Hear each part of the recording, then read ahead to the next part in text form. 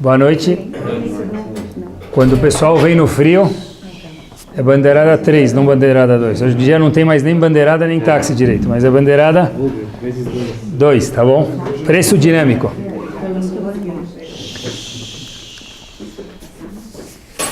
Vamos lá.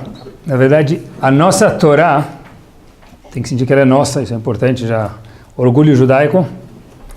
Ela é algo incrível, mas não é a primeira vez que vão escutar isso de mim. Requer que a pessoa escute a Torá, olhe para a Torá como se fosse a primeira vez. Porque, olha que interessante, se a gente for olhar nas yeshivot, só estuda uma Gemara. Quando ele vai estudar a mesma Gemara, quando ele é mais velho, então ele vê mais comentaristas, vê mais perguntas. Mas muitas vezes no Chumash o que acontece é que a pessoa estuda o Chumash com 10, 20, 30, 40 anos, igual que ele estudou com 6, 7, 8 anos. Então, olhar para o Chumash como se fosse a primeira vez, mas com olhos adultos. Aí a Torá fica incrível. Então, vamos vestir os óculos da novidade, como se fosse a primeira vez. Vamos lá. História velha, mas vai ter novidade. O Paró, Sefer Shemot, ele vê os astrólogos, através dos astrólogos, que na verdade lembrem que dentro do Egito, meus queridos, a astrologia no Egito era algo muito, muito, muito difundido. Todo o conceito de magia negra e não negra no Egito era algo que existia, não era truque de carta. O Egito tinha o conceito de magia. O Egito tinha o conceito de ver as estrelas e interpretar eles. Os astrólogos falaram, talvez daí venha a expressão salvador da pátria, tá bom? Vai ter um cara que é o salvador da pátria, ele é um menino, e a gente não sabe de onde ele vai sair, se é dos Yehudim, se não é dos Yehudim. Então, o Paró falou, olha, agora, no estágio que nós estamos, eu, Faraó, fiz um decreto. Qual o decreto do Faraó? Imben u vamitenotó. Se vocês verem que nasceu um bebê, disse o Paró para as parteiras, olha, se for um menino do sexo masculino, então mata ele, joga no Nilo e ele não sabe nadar, ele vai se afogar. Agora, vem bate e se for uma menina, deixa ela viva, vachaya. Por quê? Menino é mais importante, menino é menos importante? Não, claro que não. De novo, o Faraó viu, através dos astrólogos, que, olha, o salvador dos Yehudim, que é para mim um desafio, um susto, vai vir dos meninos. Então, o Faraó, por conseguinte, falou para acabar com os meninos e não com as meninas. Agora, o que aconteceu? Isso é o que o Faraó decretou. O que aconteceu de verdade, a gente sabe, e uma criança também sabe. As parteiras chegaram para o Faraó e desobedeceram a ordem dele. Pessoal, desobedecer a ordem do Faraó é pior do que brincar com a Receita Federal. Hoje em dia, todo mundo tem medo da Receita Federal. Desobedecer o Faraó era mais grave, porque o Faraó, na verdade, era uma potência não só econômica, era política e também ele tinha a permissão, como rei, de matar pessoas. Então, de repente, a gente vê que tinha duas parteiras, e dos comentaristas parece que elas não eram as duas, como tem duas parteiras só no Egito, Shifra e Puá, não. Elas eram duas, parece assim, de muitos comentaristas, que elas eram as líderes das outras parteiras, eram parteiras-chefes. Mas essas parteiras falaram, olha, não vamos matar os bebês. Então, não só que elas não mataram os bebês, descumpriram a ordem do Faraó, como também o que elas fizeram? Elas foram lá e cuidaram dos bebês. Podia usar aquele baby wipes lá de R$1, que machuca a pele do bebê, ela comprava aquele baby wipes importado chique. Podia dar uma madeira gelada, ela dava uma madeira quente. Então, Shifra e Puá e as ajudantes delas cuidaram dos bebês, desobedecendo mais uma vez a ordem do Faraó. Pessoal, olha que interessante. A pergunta é, o que gerou duas mulheres a descumprir, desafiar o Faraó? Se o Faraó descobrisse qualquer coisa, ele ia matar elas. Então elas tiveram uma desculpa, falaram, não, as mulheres dão luz muito rápido, não dá tempo de a gente ajudar elas, tá bom. Mas o que gerou elas tomarem essa dúvida de talvez serem pegas no flagra e merecessem morrer? Qual foi o atributo? Olha que interessante. Normalmente, a gente imaginaria, eu queria que usasse os óculos da novidade, é que ela vê, imagina pessoal, tenta vivenciar a história. Vê o bebê da tua vizinha, o bebê da tua irmã, da tua prima, da tua tia. jogar ele no rio, ele não te fez nada, Hazitobu Sakana. Você tem que chorar muito, talvez. Mas nem estava chorando, bebê. Vai jogar ele no rio por quê? Dá dó de jogar no rio. Então a gente diria de fato que o quê? Que jogar um bebê no rio dá dó. E pela dó que elas tiveram, elas não mataram os bebês. Mas a Torá não concorda com a gente. A Torá, meus queridos, dá um zoom emocional dentro do que acontece da parte psicológica de Shifra e Puá e conta pra gente o que gerou a atitude delas não matarem os bebês.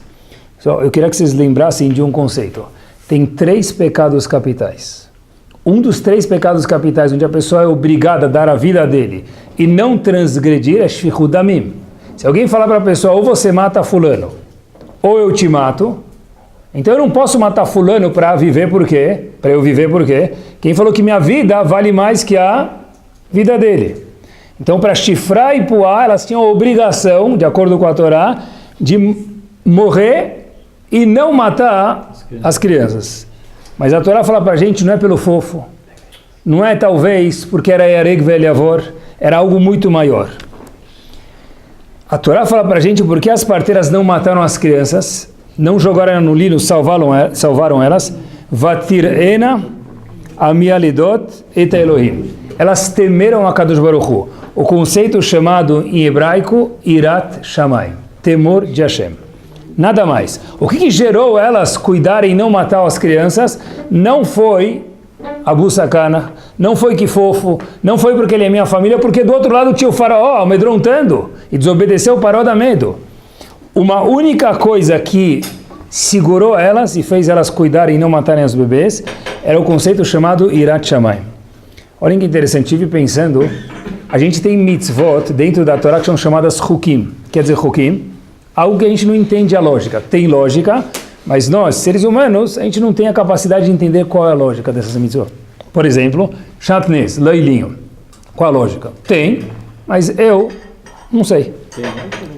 Tem, mas a gente não sabe. E tem outras mitzvot que são chamadas Mishpatim. Quer dizer Mishpatim? São mitzvot que têm lógica. Por exemplo, respeitar o pai e a mãe. A gente entende uma lógica.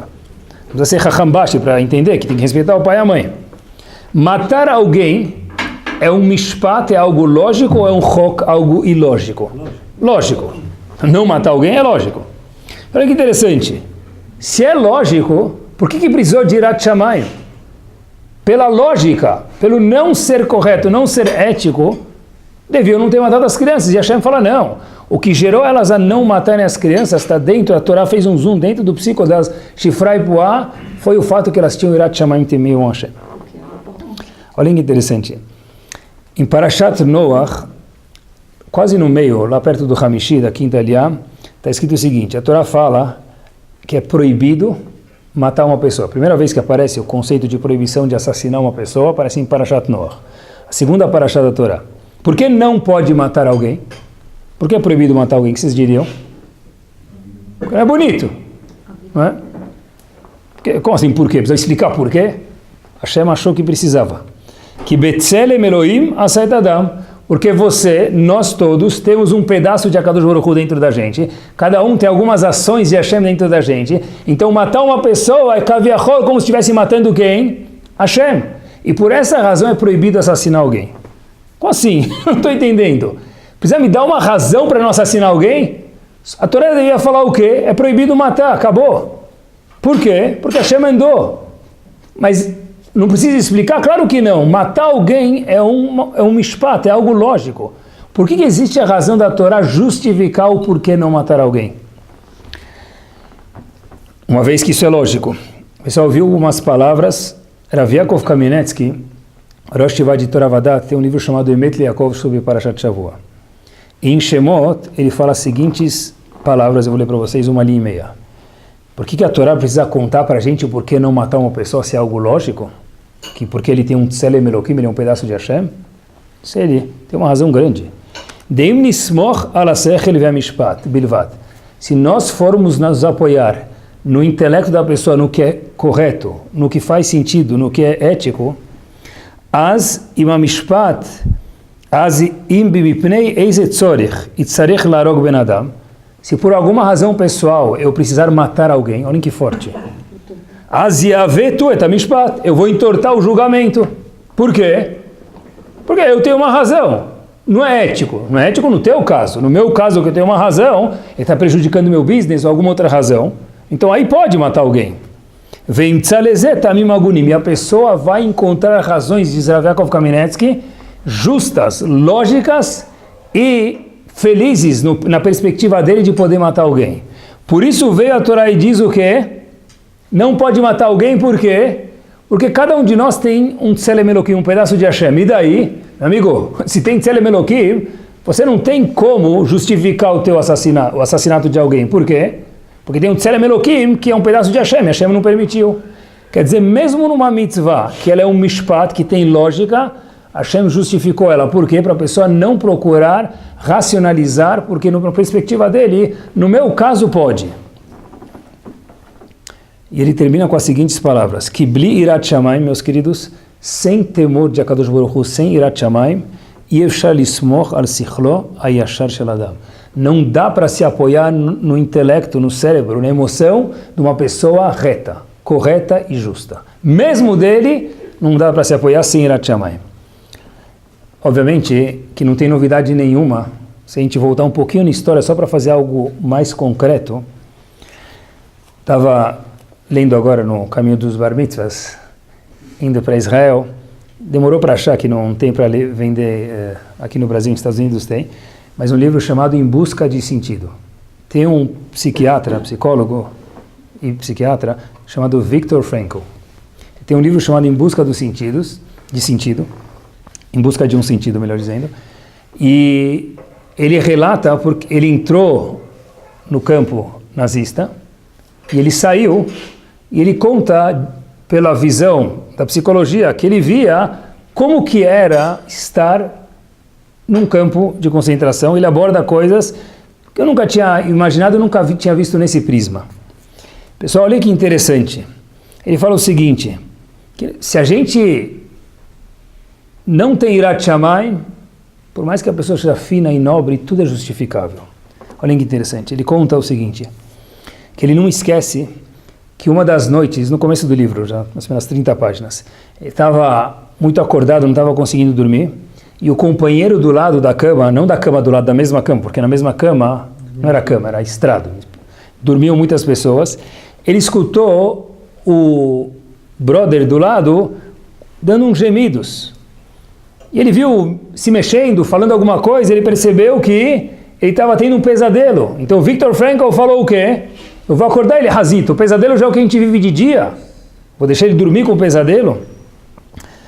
Fui colocar minha mão para acordar ele, e eu me conscientizei, diz Viktor Frankl, o seguinte, com muita nitidez, que nem mesmo, pessoal, olhem o que ele fala, viveu isso, o sonho mais terrível poderia ser tão ruim como a realidade que cercavam os campos de concentração.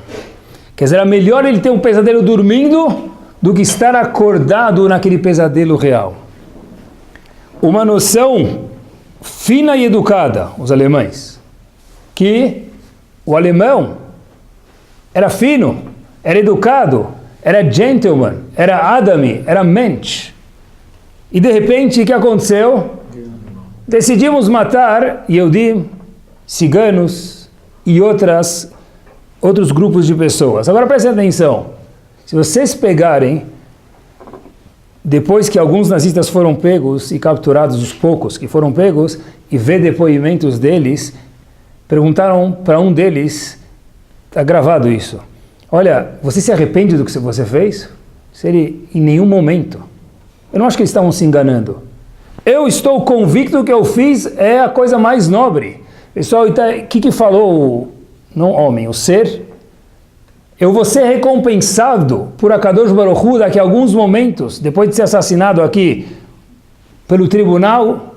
Por quê? Porque eu fiz uma limpeza aqui nesse mundo. Eu queria manter só a raça ariana, que é uma raça pura, aqui nesse mundo. Chachamim já preveram isso em Sefer Shemot. Se não tem irat shamayim, mesmo um mishpat, que é algo normal, até no século 21, matar alguém é algo grave. Mas presta atenção, tudo dá para justificar quando eu tenho o meu próprio interesse. E no lugar que a pessoa não tem irat shamayim, está tudo vulnerável, mesma coisa mais lógica do mundo. Olha que interessante. Avram Avinu está viajando com a esposa dele, Sará. Sará era uma mulher linda. A Gemara fala que, se a gente vê a beleza das moças, comparada com Sará, é peanuts. Tá bom? Das moças. Então, quer dizer, ninguém fica ofendido aqui, mas a beleza de Sará, ela era algo, não é Miss Maravilha, é algo muito mais do que isso. Avram Avinu tinha uma moça muito bonita. Quando a moça é bonita, ela chama atenção, mesmo que ela é muito tsanua. Então, a mulher de Avram Avinu foi capturada. Avram Avinu ficou desesperado. Por que ele ficou desesperado? A Torá conta pra gente o seguinte. Rak ein irat Elohim bamakom hazeh. Avram Avinu falou, eu estou em apuros, se não tiver um milagre, eu não vou ter minha esposa de volta. Por quê? Por um atributo, que não tem irat Hashem nesse lugar. Esse povo não tem irat Hashem, não teme Hashem. Então, se Hashem não fizer um milagre, eu perdi minha esposa Sará para sempre. Porque quando não tem irat Hashem, poxa, mas ela é mulher do outro. Como é que você pega ela? Você é uma pessoa nobre, você é um rei. Eu tenho minhas razões, tenho minhas justificativas. Quando não tem irat Shamayim, queridos, tudo está balançando, tudo vulnerável. Pessoal, olhem só a observação a seguir. Olha como é gostoso olhar para a Torá como se fosse a primeira vez. No Sefer Shemot, logo no começo, no 16º passuco, está escrito o seguinte. A Torá pergunta que essas duas parteiras cuidaram e desobedeceram Paró, porque elas tinham irat Shamayim, não é? Qual foi o prêmio que elas ganharam? O que elas ganharam? Bônus? Ações? O que elas ganharam? Uma mitzvah? Olhem algo de se lambuzar. O Midrash fala para a gente o seguinte. Lefi sheir'a teve temor, Yochevet, Lifnei HaKadosh Baruch Hu. Yochevet teve medo de Hashem, por isso que ela cuida dos bebês. E Miriam também teve medo de Hashem, portanto ela cuidou dos bebês e desobedeceu o faraó. Yotze mimenu Betzalel, de Miriam saiu uma pessoa chamada Betzalel. E de Yochevet, quem saiu? Moshe Rabbeinu. Pessoal, olha que interessante. O Sefer Shemot inteiro, quer dizer, o Sefer Torah inteiro também, mas Shemot em específico, se deve a Betzalel e Moshe Rabbeinu. Porque Betzalel é a construção do Mishkan, começa a falar, e Moshe Rabbeinu que tirou o povo do Egito. E da onde surgiram essas duas pessoas, Betzalel e Moshe Rabbeinu? Das mães, tá certo? Mas em qual atributo, qual bônus? Porque as duas tiveram irat Shamayim. Quer dizer, o Sefer Shemot se deve a duas pessoas que só nasceram com essas características finas. Por quê? Porque as mães tinham irat Shamayim.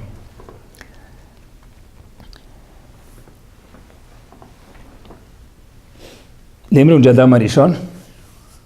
Tá. Vamos ver se a gente consegue entender o que aconteceu na época de Adam Arishon. Adam Arishon morava num lugar bonito. E lá, nesse lugar bonito, tinha Gan Eden. Parece que eram dois lugares, a Gemara fala, Gan e Eden, mas tudo bem. Ele morava num lugar bonito, e lá nesse lugar haviam duas árvores especiais. Quais eram as duas árvores especiais que haviam perto de Adam Arishon? Etz HaChaim. O que é Etz HaChaim? Árvore da... O que quer dizer árvore da vida? Me contem. Quem comer, vive para sempre. Não é isso, a árvore da vida? É isso mesmo. E tinha uma outra árvore chamada Etz Adat, que essa era mais gostosa, era proibida. Etz Adat era mais gostosa porque é proibida. Tá bom. Hashem falou, não coma do Etz Adat. Atenção agora. Mesma Torá, talvez alguém nunca prestou atenção. Se você, Adam Arishon, comer do Etz Adat, qual será a consequência da Mohavá? Qual será a consequência? Vai morrer. Não é? Se nós fôssemos Adam Arishon por um segundo, você sabe que Hashem falou isso. O que você faria? Qual o band-aid que você pode colocar antes de se machucar? Qual a joelheira que você pode colocar para quando cair não se machucar? Habibi, come do Etz HaChaim, da árvore da eternidade. O que vai acontecer? Depois, mesmo que você comer do Etz Adat, você vai viver para sempre. De novo, o castigo de comer do Etz Adat, um deles é que a pessoa vai ser finita, como nós somos hoje, 120 anos Bezat Hashem bem vividos. Antes, o homem era programado para viver para sempre. Aquele peixinho deitado matematicamente, né? O símbolo da matemática, para sempre. Então, Adam Arishon podia comer junto com Havá, o quê? Faz Borei Peri Haetz e come do Etz HaChaim. Por que ele não comeu do Etz HaChaim antes? Bomba a pergunta. Mesma Torá, uma pergunta nova.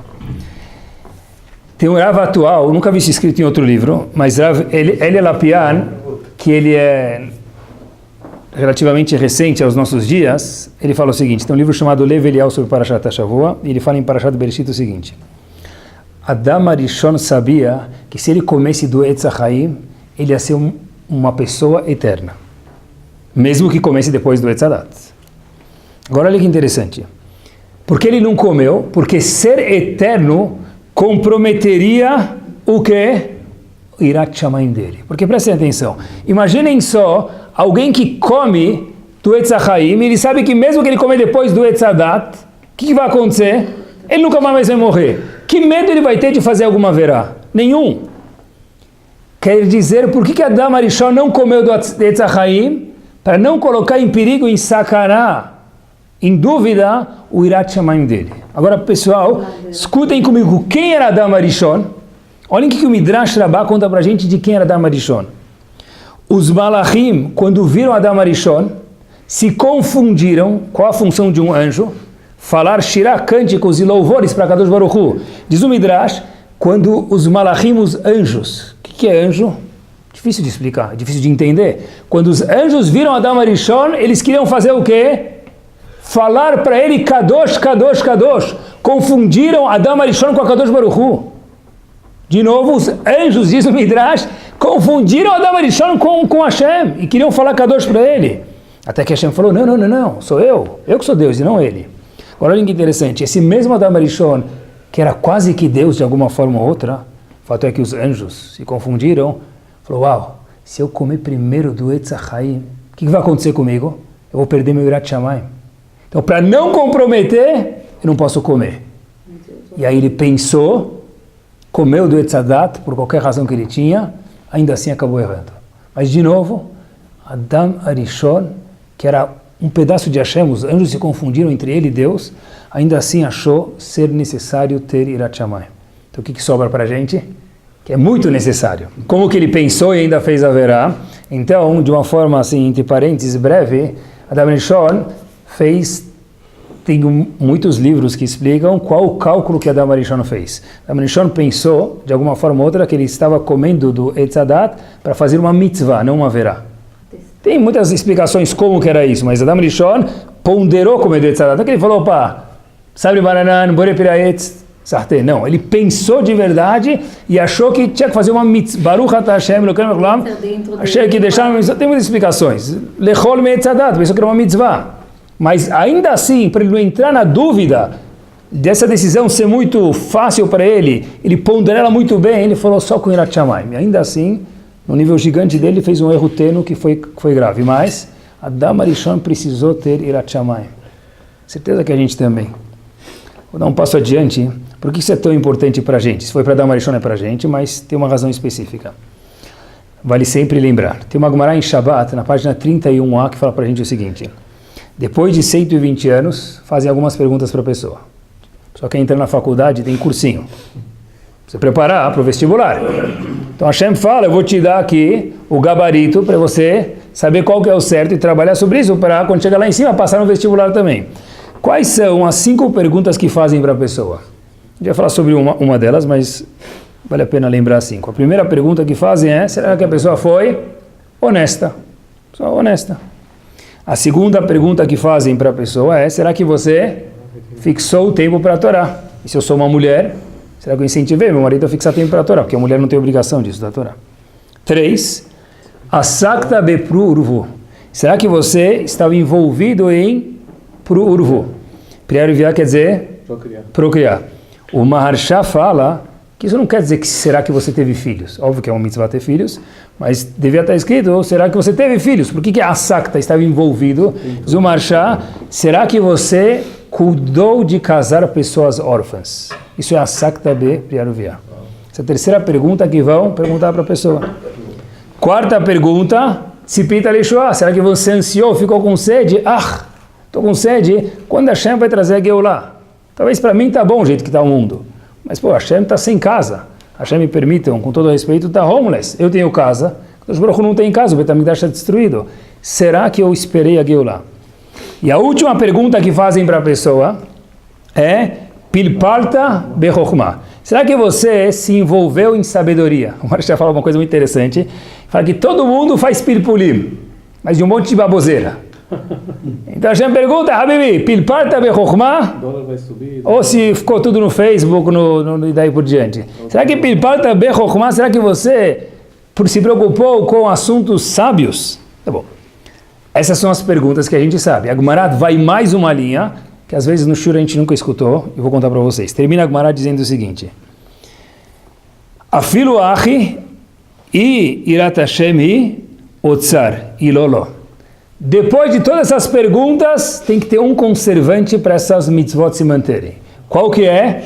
Irat Shamayim. Se não tem Irat Shamayim, mesmo que passou pela pergunta 1, 2, 3, 4 e 5 que a gente mencionou agora, o din da pessoa está comprometido. Quer dizer que Irat Shamayim é um conservante que eu pegar o suco de laranja mais gostoso. Se eu vender ele, daqui 30 dias a pessoa tomar, o que acontece? Fica ruim sem conservante. Por isso que água de coco, quando você vai no sacolão comprar água de coco, está escrito validade 1 dia. Está escrito 1 dia lá, e no dia seguinte já está meio azedo. Se abrir, pior ainda. Agora olha que interessante, dura 1 dia. Sem conservante não dura a coisa. O conservante, depois das 5 perguntas, diz a Gemara para a gente qual que é Irat Shamayim.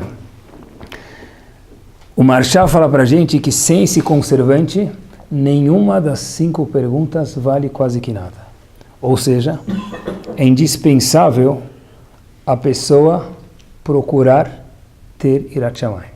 Poxa, mas isso é tão importante. Você dá uma lição que quis ter Irat Shamayim. Se o que gerou as mialdot cuidarem dos filhos dos outros, não era porque eles eram fofos, era por causa de Irat Shamayim. Se Moshe Rabbeinu veio de Irat Shamayim, Betzalel veio de Irat Shamayim, a pergunta é, aonde que se encontra Irat Shamayim? É natural uma pessoa ter Irat Shamayim ou não? O que vocês acham? É natural uma pessoa ser temente a Hashem ou não? Não. Hashem criou ele com essa tendência? Difícil essa pergunta, hein? Tem dor com a criança assim? Não. Não. Gostei. Tem aqui uma dúvida. Acho que sim, acho que não. Eu nunca tive a certeza disso. Parashat Sefer Dvarim, Re, Anochi noten lachem lifnechem, me permitam, brachá ou klalá. Hashem fala, eu dou para você fulano e ciclana, bênção, se você cumprir as mitzvot, e o contrário, se você não cumprir as mitzvot. Pashut?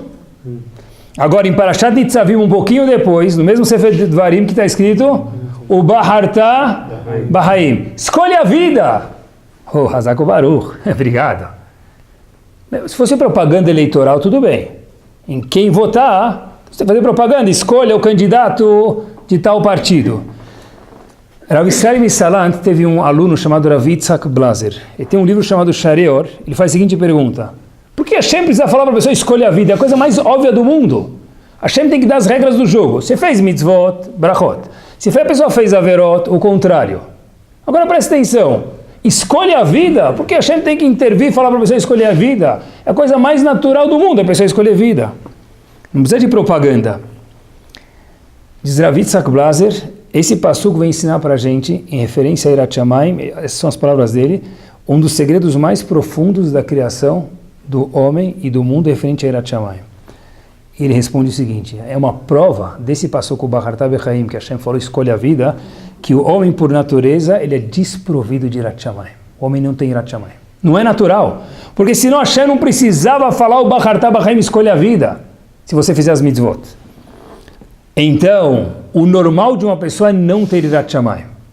Então a pergunta é, é importante, aonde se consegue esse atributo? Diz ele, só tem um jeito, falando sobre o assunto. Não tem nenhum outro jeito de, fora estudar ou falar sobre o assunto, que é a mesma coisa, conseguir Irat Shamayim. Uma vez, eu não falar do Rebbe de Kotz, que ele viveu mais ou menos, ele veio na época de 1800, ele teve uma pergunta que ele fez. O Rebbe de Kotz tem umas tiradas ótimas e curtas. Não sei se eram ótimas porque eram curtas, mas eram ótimas. Então é o seguinte: como é possível que uma pessoa não adquire Irat Shamayim fazendo Birkat Hamazon? Como assim? Você lembra disso que eu explico. Como que Avram Avinu aproximava os Yehudim? Não Yehudim, não tinha Yehudim. Como Avram Avinu aproximava as pessoas? O que ele fazia? Está escrito no Midrash. A pessoa comia, Paga. Eu falei, peraí, tem outro jeito de quebrar um galho? Ele falou, tem, faz uma brachá. Pai, eu faço. Aí ficava de graça. Avraham Avinu aproximava as pessoas como? Não tinha shiur. O Midrash fala que a gente imagina, talvez tinha shiur. Não tinha. A única forma que ele aproximava as pessoas, diz o Midrash, é falar para eles, faz brachá. Então perguntou o Rebbe de Kotz, como que é possível que a pessoa faz Birkat Hamazon e não tem Yirat Shamayim? Porque se é isso que Avraham Avinu convenceu as pessoas a sair de não ser Yehudim para se aproximar de Akadosh Baruch Hu, sair da idolatria. Eu fiquei pensando que deve ser que eles tinham Avraham Avinu, mas viraram, né? Deve ser, eles tinham Avraham Avinu na frente deles. Acho que essa é a resposta para a pergunta do Rebbe de Kosk. Não sei, ele não fala, mas deve ser que é isso. Mas quando se tem Yirat Shamayim, Birkat Hamazon, muda a pessoa antes do Birkat Hamazon para depois do Birkat Hamazon. Não dá para errar. Quando se refere a Yirat Shamayim, não dá para errar. Eu estava com uma dor no meu pé, eu fui no pronto-socorro, estava com bursite, estava com muita dor, não conseguia me mexer, não conseguia dormir. Eu fui no pronto-socorro para a pessoa, né? Então, na entrada do hospital, a moça falou, olha, da triagem, ela falou o seguinte para mim, a gente está sem sistema, tudo bem? Eu falei, tudo bem, não quero sistema, eu quero minha cura. O sistema vai ficar aqui, não vou levar para casa. E o sistema você morre. Aí, pior é quando você completa tudo, depois ela tinha visto que estava sem sistema, né? Ela falou, olha, a gente vai fazer as coisas à mão. Eu falei, tá bom. Ela pegou a carteira do seguro, meu RG e tal, o carteira de motorista. Eu falei, olha, quantos anos o senhor tem? Aí eu falei, posso falar o ano que eu nasci? Fica mais fácil, tá bom? Aí, bom, vou contar para vocês. 73. Ela escreveu 73 anos, tal, continuou, tirou minha pressão, tirou meu... Aí eu falei, a pressão tá boa para quem tem 73 anos, né? Ela falou, tá muito boa. E continuou. Eu falei, mas senhora, eu não tenho 73 anos, eu nasci em 73. Falou, sim. Você nem escutou o que eu falei. Se fosse uma mulher, teria ficado ofendida. Eu não fiquei ofendido. Mas... Sério. Olha que interessante.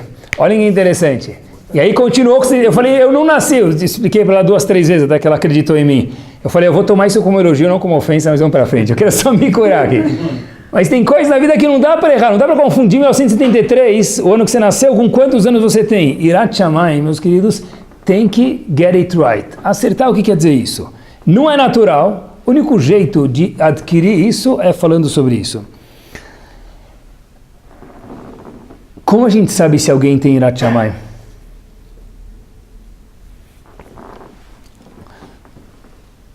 Não dá para saber. Por que é Yirat Shamayim?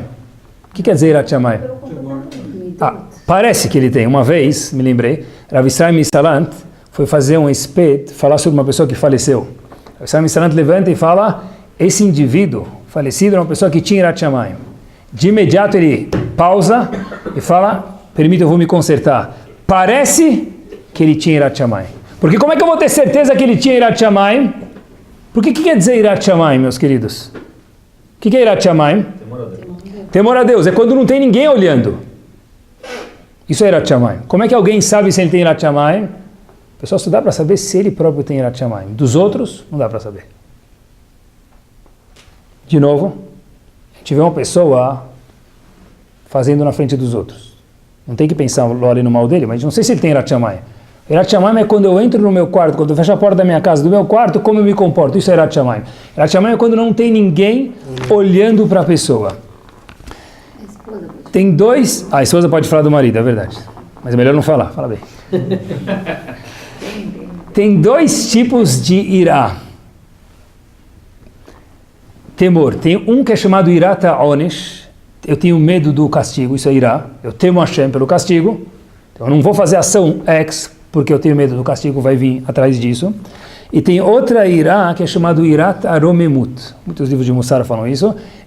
Hashem é tão grande, mas tão grande, é tão uau, é tão gigante, que eu não quero me comportar errado perante um ser tão grande como a Kadosh Baruch Hu. Eu tenho medo de fazer feio perante Hashem. Esses são os 2 tipos de irá que existe. Um é ter medo do castigo, e 2, que é muito mais nobre, ter medo do quê? De se comportar mal, já que Hashem é tão gigante e tão grande. Então, sabe, é uma pessoa tão nobre. Eu tenho medo de entrar na frente do rei, tomar uma atitude não boa, fazer um curso de etiqueta antes. Então, com a Kadosh Baruch Hu, Leavdil seria a mesma coisa. Agora, alguém que é temente a Hashem, seja Irat Shamayim ou Irat Aromemut, como a gente fala em hebraico, ele tem o que? Irat Shamayim, não é? Irat Hashem ou Irat Shamayim. Viveu um homem gigante, um dos, chamado Rav Chaim Volozhin. Ele fundou a primeira yeshiva, chamada Mãe das Yeshivot. Volozhin, obviamente, né? Ele tem um livro chamado Nefesh HaChaim. Ele pergunta de onde veio o termo Irat Shamayim. O que quer dizer Irat Shamayim? Temor dos céus. Quer dizer, o que tem temor do céu? Vai cair canivete do céu? O que quer dizer temor dos céus, Irat Shamayim? O termo correto deveria ser o quê? Irat Hashem. Alguém que é temente a Hashem, a gente falou, ele tem Irat Hashem, ou Irat Shamayim. Pergunta a Rav Chaim Volozhin, da onde veio o conceito Irat Shamayim? Mas eu tenho que ter medo, isso tudo, se eu olho para o Tzitzit, é para lembrar de Hashem, não do Shamayim. Porque é chamado Irat Shamayim.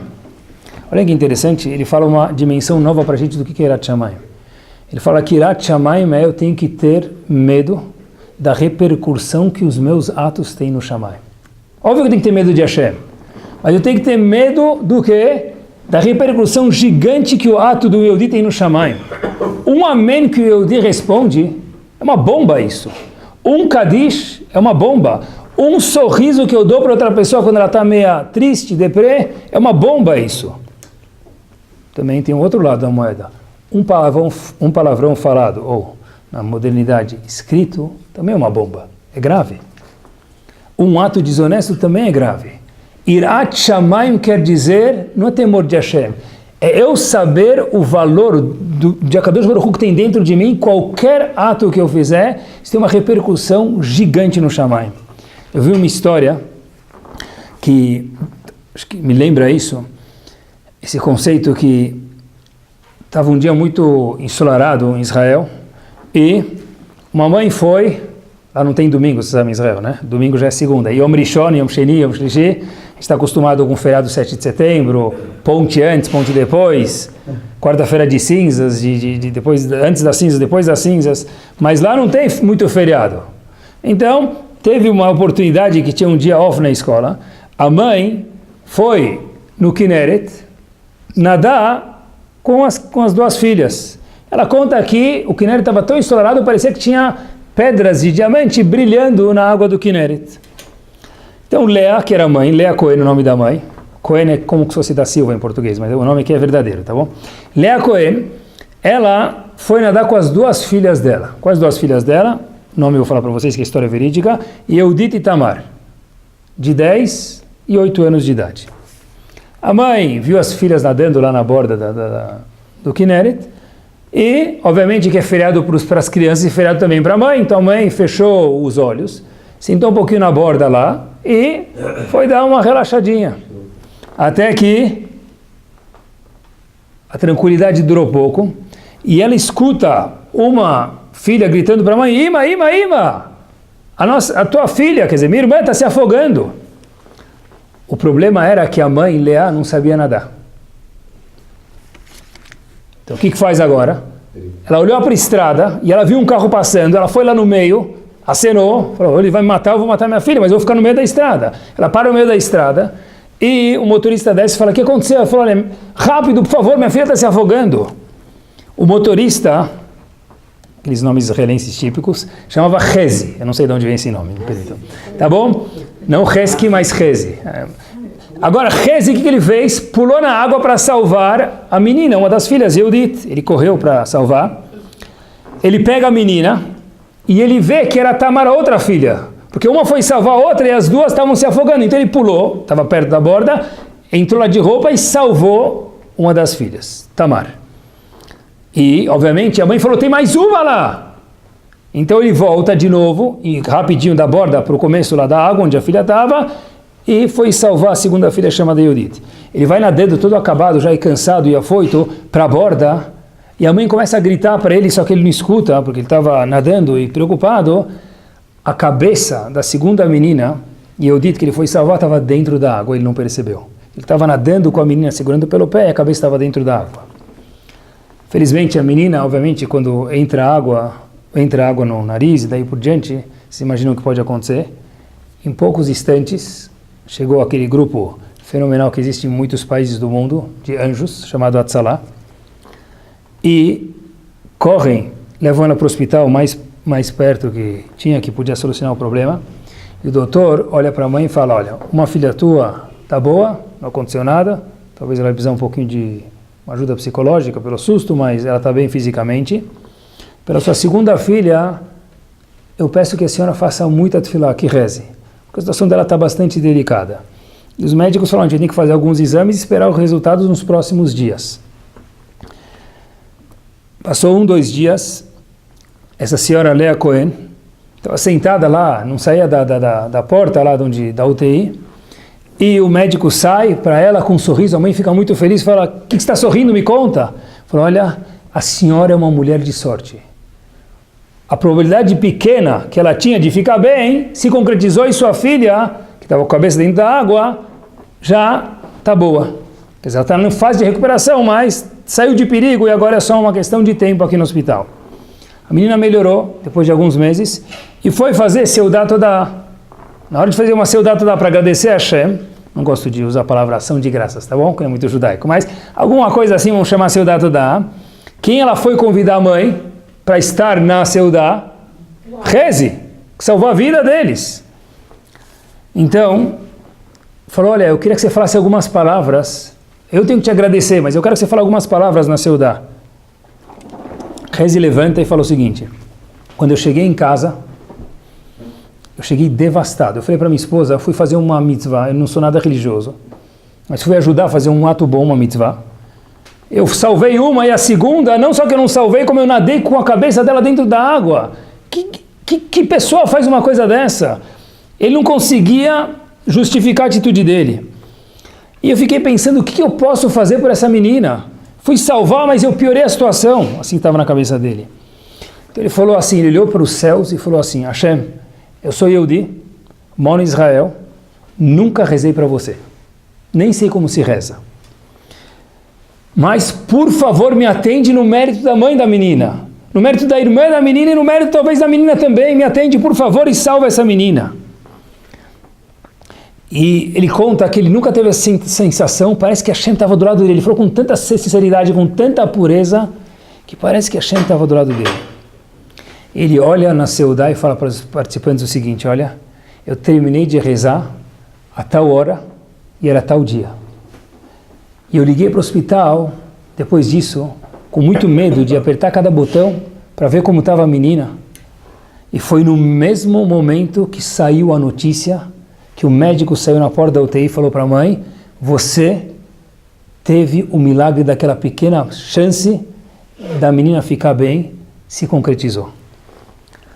Isso é Irat Shamayim. Irat Shamayim é a mega potência que tem a tefilá de uma mãe, de um pai, de um irmão, de uma irmã, de um vizinho, de uma vizinha. O que é Irat Shamayim? É saber a consequência gigante, o eco gigante que é o ato de cada um de nós tem. Uma vez que eu não converso na Hazará da Midah, uma vez que eu me comporto e vou acender as velas de Shabbat, 2 minutos antes da hora, não em cima da hora, não atrasada. Isso é Irat Shamayim. Eu sei que cada atitude minha muda e tem um eco gigante no Shamayim. O Rav Israel Misalant falava que quando um Yehudi reza no Brasil, ele não falou do Brasil, a gente vai adaptar, um Yehudi em Paris se salva. Quem sabe lá, com o nosso Boneiro Shalom, se não tem um soldado que estava no fronte, que acabou sendo protegido, que a bala passou a meio metro dele, não acertou ele, por causa da tefilá de algum outro de nós, qualquer pessoa no mundo que fez isso. Uma vez que a gente fala lá, que os inimigos de Bnei Israel não atinjam Bnei Israel. Chover oivim, machni azedim. Se a gente reza uma vez pensando na tradução, homem, mulher, criança ou menos criança. Pessoal, isso aqui a gente não tem ideia da repercussão, isso aqui é Irat Shamayim. Uma vez que eu falo Rotzeh B'Tshuvah, tem uma pessoa um israelense que foi parar em Jericoacoara. Não é novidade isso, né? Tem menu em hebraico, lá já contei para vocês. Acabou fazendo Tshuvah em Jericoacoara. Por quê? Talvez a avó dele rezou, talvez foi o seu, o meu, o nosso, Baruch Ata Hashem Harotzeh B'Tshuvah. Deixa outros Yehudim também vem à luz da Torá. Irat Shamayim é a mega repercussão, meus queridos, que o ato da pessoa tem no Shamayim. Eu vou terminar com isso. Quando falar Shura, eu pensei comigo mesmo, tem alguma coisa prática? Irat Shamayim? A gente fala de Chesed, Tzedakah, Shalom Bait, Chinuch, é mais fácil essa coisa prática. Eu pensei alguns dias e algumas horas aonde dá para a gente achar exemplos práticos de Yirat Shamayim. Pessoal, depois que Hashem nos iluminou, vou dar 1 ou 2 exemplos para vocês, práticos. O ID da pessoa, hoje em dia está em sacanagem, está em perigo, de verdade, não é Yehudi. Qualquer pessoa, mas estamos falando de Yehudi. Pessoal, no mundo globalizado nós temos tudo. Quando a gente tem tudo, tem coisas espetaculares e, obviamente, menos espetaculares também. Nós não sabemos quem é a pessoa de verdade, não para julgar, mas para nós mesmos. A gente não sabe quem é a pessoa de verdade, porque hoje, com um telefone, a pessoa pode ser uma coisa e dentro do telefone ele ser outra pessoa. Não é novidade, talvez seja para vocês, mas eu gosto de aprender bastante, então eu falo para vocês sempre que os Estados Unidos está alguns anos à nossa frente, e o que acontece lá tem repercussão em épocas posteriores no mundo, inclusive aqui, que não seja o caso, mas normalmente é assim. Teve uma convenção nos Estados Unidos, pessoal, olha um dos assuntos que foi levado ao púlpito, na Bimá, por um dos Darshanim. Qual era o assunto? De uma das Keilot nos Estados Unidos. Como resguardar um marido que viaja para a China trabalhar. E a pessoa lá explicou, o cara chega na China com fuso horário. Chega lá que horas? De manhã, não consegue dormir. Até se acostumar, 3 da tarde, 4 da tarde, 5 da tarde, acabou o dia. Mas ele não consegue dormir, ele tem até meia-noite para dormir. E o que ele faz das 5 da meia-noite?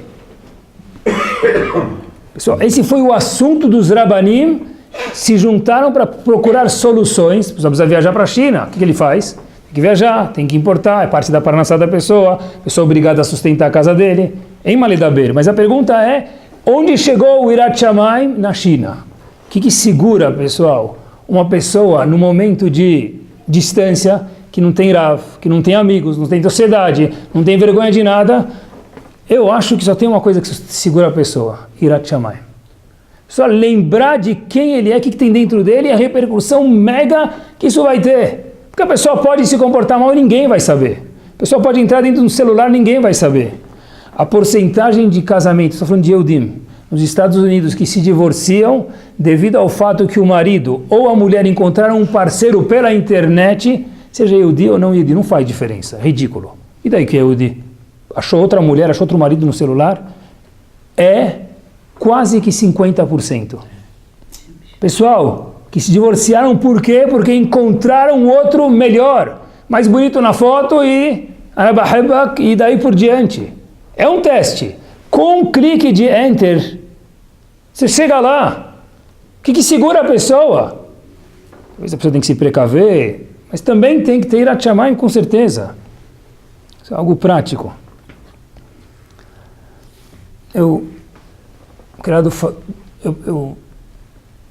Outro dia uma pessoa me ligou com uma pergunta.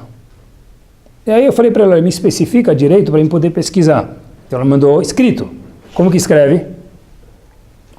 Por WhatsApp. Só no WhatsApp da menina eu falo, é uma pessoa casada, tá bom? Foto dela, o marido e as crianças de biquíni. Eu falei, qual ela manda uma pergunta, um WhatsApp para um rabino assim? Eu vou responder a pergunta com o dedo em cima da tela, não dá nem para olhar a pergunta dela. De novo, não, óbvio que não fez por mal, mas a gente está falando sobre Yirat Shamayim, a gente tem que aprender. Ah, mas eu quero, você e teu marido, cola kavod, mas para os outros, todo mundo tem que ver que eu estava em Côte d'Azur não vou nem explicar como que estava vestida na praia, todo mundo tem que saber disso? Não, só os meus contatos, tá bom, tem Tatmit contatos, meus contatos. Todo mundo precisa ver a mulher de biquíni, pessoal. Isso é falta de Yirat Shamayim. Mesmo que a pessoa não sabe disso, não fez porque realmente, mas para a gente aprender. E nós não podemos liberar tudo para os nossos filhos. Eu falei isso para vocês. Nossos filhos gostam que tenham limites. O começo talvez é meio chato, é um pouco desagradável, mas a criança, no fundo, às vezes testa até onde vai o elástico, porque a criança quer sentir que o pai e a mãe se incomodam com ele. Se incomodar com ele é ter limites. Cada pai no nível dele, quanto que ele acha que é importante, todo mundo tem limites na vida. Ninguém daria uma arma para o filho. Ele tem um limite dele. Cada pessoa tem um limite. Limitar os filhos não precisa ter medo. escutei muitos pais falarem para mim, Rabino, por que você não faz isso? Por que você deixa seu filho fazer tal atitude? Eu tenho medo que se eu limitar meu filho, eu vou perder ele. E se não limitar, não vai perder? Se você faz com carinho, tem que limitar. As crianças pedem, eles querem isso. Isso mostra que nós nos importamos com os nossos filhos. Tem que dar tudo, o celular tem que estar disponível completo, a toda hora, do jeito que ele quiser. Meus amigos podem. E aí? Minha casa é diferente. Nós somos diferentes. Sabe que os korbanot eram comidos dentro do Beit HaMikdash e alguns fora do Beit HaMikdash. Tem algo que era chamado Kodesh Kodashim, korbanot extra kadosh, 220 volts de Kedushá de santidade. E tem Kodesh Kalim, que eram korbanot que também eram santos, mas tinha menos santidade. Um era comido dentro do Beit HaMikdash, outro era comido aonde? Dentro das muralhas de Jerusalém. Eu escutei uma coisa espetacular, olhem que espetacular. Ambos os korbanot, mesmo os que eram comidos fora, eram comidos aonde? Dentro das muralhas. Por que as muralhas simbolizam para uma pessoa limites? Para ter Kedushá, para ter um korban, para ter santidade, precisa ter limite. Mesmo o korban que tem 110 volts de Kedushá, e não 220, não é comido dentro do Beit HaMikdash, mas ele é comido dentro das muralhas externas do Beit HaMikdash. Longe, mas tem que ter muralha, tem que ter limite. Porque para que meus filhos tenham Yirat Shamayim, eu não posso dar tudo para eles. Eu não posso dar tudo para eles, porque eu posso gastar milhares e milhares de reais por mês, só como fala, tuition, de mensalidade, fora as outras coisas que a gente faz com nossos filhos. E às vezes com uma atitude, com uma liberação total e geral, eu acabei com o Hinuch dos meus filhos. Isso é Yirat Shamayim. O colega contou, que ele falou, olha, teve uma coisa que a minha empregada mudou a dinâmica da nossa casa. Falei, sério, Aldo, eu sei que ela fez faculdade de PhD. O que ela fez? Só uma pessoa da nossa comunidade, que todo mundo aqui conhece. Falou, olha, ela estava limpando a mesa e ela fez um estrago grande. Caiu o PlayStation no chão. Daí, até hoje, minha família mudou. Porque antes, a gente ficava em casa fazendo o quê? Jogando. Talvez o pai ou a mãe iam jogar quando as crianças dormiam, não sei, né? Para ninguém ver. Mas a gente estava toda hora jogando lá, online, você joga com um cara que você nem sabe quem é. E a gente, tá bom, mas não tinha momento de poder ficar junto, mesmo que tinha no Shabbat. A empregada fez a maior bondade do mundo. Quer dizer, eu nunca podia falar isso para meus filhos, mas agora que ela já quebrou, as últimas 3 semanas da minha casa foram diferentes. Por quê? Por causa da minha empregada Shlita. Por quê? Ela mudou a dinâmica da minha casa.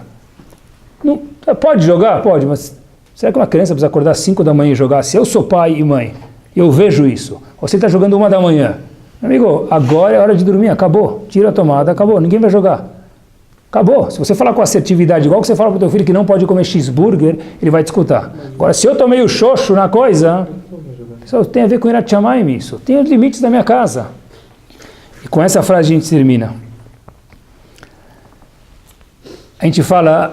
Tem que chegar cedo para falar isso, mas está antes do Kriyat Shema de Korbanot, o Motar Adam Min HaBehemah. O que quer dizer isso? O homem motar tem a mais do que um animal. O quê? O que quer dizer Ain?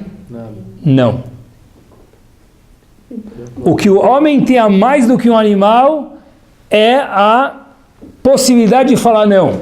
É o Yirat Shamayim. Yirat Shamayim tem que ser igual no mundo dos investimentos, top loss. Não é assim que chama? Só compra uma ação, ele fala, quando chegar a tal, vende. Se cair a tal, vende também. Stop loss, esse é o mínimo, é a barreira.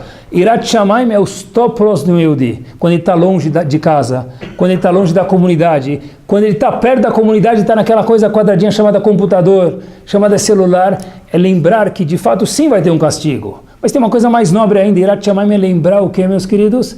Que aonde você estiver, a Kadosh Baruch Hu, o ato que nós, homens ou mulheres fazemos, tem uma repercussão gigante no Shamayim. É fácil perceber isso hoje com a tecnologia, né? Estava no caminho dos Bar Mitzvahs aí em Israel, escala em Paris, e estava perto de um lugar, aí de repente vejo no meu celular, se você quiser participar, agora adicionar aqui uma foto do hotel tal, adicione aqui no Google Maps. Meu, como é que eles sabem que eu estou aqui? Como é que os caras sabem que eu estou aqui? Eu vi que no celular estava ligado o GPS do negócio de localização, eles viram que eu estava lá. Aonde você estiver, ele sabe onde você está.